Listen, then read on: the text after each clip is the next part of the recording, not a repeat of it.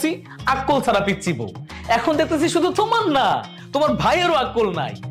আচ্ছা ভালো কথা, ওই যে দরবেশ না জানো সাধু কি যেন বললা, ওই লোকটা ফ্রিতে মিষ্টি দেয় কেন? তার কারণটা কি? সেও কি আক্কল ছাড়া নাকি? কেন আবার? আসলে যে মহিলাদের বাচ্চা হয় না তাদের জন্য মিষ্টি দেয়, পড়া মিষ্টি আর কি, প্রতি শনিবারে, বুঝছো? ওই মিষ্টি খাইলে বাচ্চা হয়। কি? যাগো বাচ্চা হয় না তাগো মিষ্টি দেয় ফ্রিতে? তার মানে সেই মিষ্টি তুমি ভালো করছো, বড় উপকার করছো। আমার বাপ মারে ওই বাচ্চা না হওয়া মিষ্টি খাওয়াইছো। ওই মিষ্টি খাবে, দিনের পর দিন আমার ঘরে আমার ভাই বাড়বে, আমার বোন বাড়বে, আমার বংশ বৃদ্ধি হবে, আমার বংশ পুরো ভরপুর হয়ে যাবে।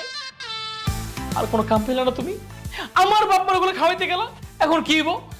আমার ঘরে যদি আরো সদস্য বাইরে যায়, আমার ভাই বেড়ে যাবো, আমার বোন বেড়ে যাবো। আল্লাহ রে, এই বয়সে বাঁচানোর কথা আমার। এই বয়সে যদি আমার বাপ মা, তোমার আক্কল জীবনও হইব না।